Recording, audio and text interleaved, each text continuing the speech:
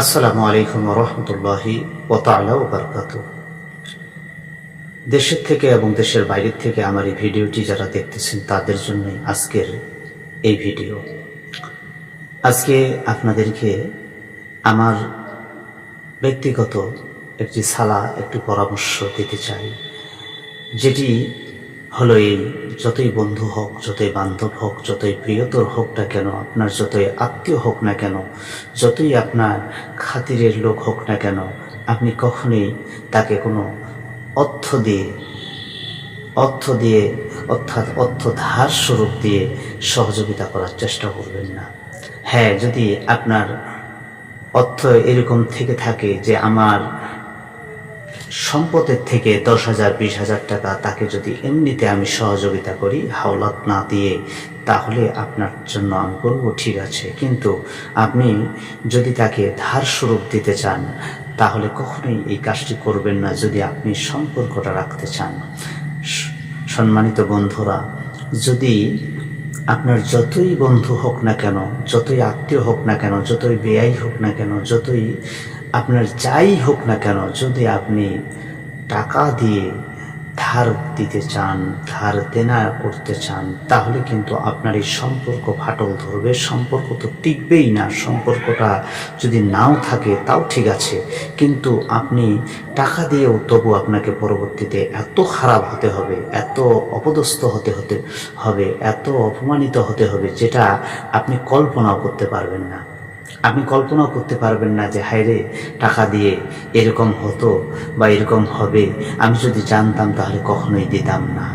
তাই আপনাদেরকে বলবো, যদি কোনো বন্ধু, কোনো আত্মীয়, কোনো পাড়ার ভাই, কোনো প্রতিবেশী ভাই আপনার কাছে কোনো হাওলাত টাকা চেয়ে থাকে, তাহলে আপনি সব থেকে ভালো হবে যদি আপনি কোনো সহযোগিতা তাকে করতে পারেন। 10,000 টাকা সে চেয়েছে, 1,000 টাকা তাকে সহযোগিতা করুন, যে 1,000 টাকা দিলাম, এটা আপনাকে ফেরত দিতে হবে না, কিন্তু আমি দিতে পারতেছি না। মিথ্যে বলারও আপনার প্রয়োজন নেই, আপনি এই কথাটা বলবেন। আর না হলে ভাই আমি দিতে পারলাম না, ক্ষমা করবেন আল্লাহর ওয়াস্তে, এটাই বলে শেষ করবেন। এতে হয়তো সে আপনাকে 1 দিন 2 দিন বা 3 দিনের জন্য খারাপ ভাবতে পারে, অথবা 1 সপ্তাহের জন্য খারাপ ভাবতে পারে, তবু আপনার সম্পর্কটা টিকে থাকবে, সম্পর্ক থাকবে। আর না হলে আপনি যদি ঋণ দিয়ে থাকেন, ধার দিয়ে থাকেন, তাহলে আপনার এই ধার দেওয়ার জন্য আপনাকে চিরদিনের জন্য খারাপ হতে হবে। আপনি যখনই তার কাছে টাকা চাইবেন, আপনাকে 1 মাসের সে সময় চেয়েছে, আপনি 1 মাসের জায়গায় 3 মাস পরে যদি চান, 5 মাস পরেও যদি চান, তবু আপনাকে তার কাছে খারাপ হতে হবে। সে তখন মানুষের সামনে বলবে যে এইরকম মানুষ ভাইরে আমি দেখিনি, আমি তার কাছে কয়েকদিন আগে টাকা নিয়েছিলাম, আজকে সে খুব চাপ দিচ্ছে।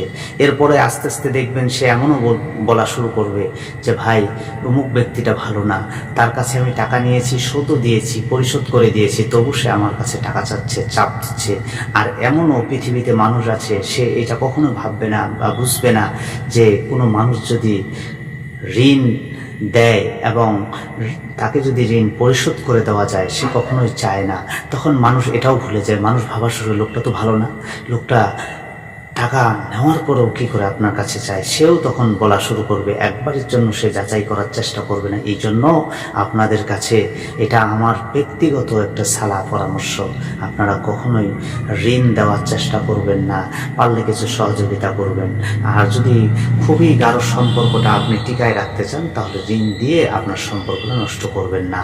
এটা আমার ব্যক্তিগত পরামর্শ। এই ভিডিওতে যদি আমি সঠিক বলে থাকি, অবশ্যই কমেন্টে আমাকে জানাবেন, ভুলবেন না কমেন্টে জানাতে।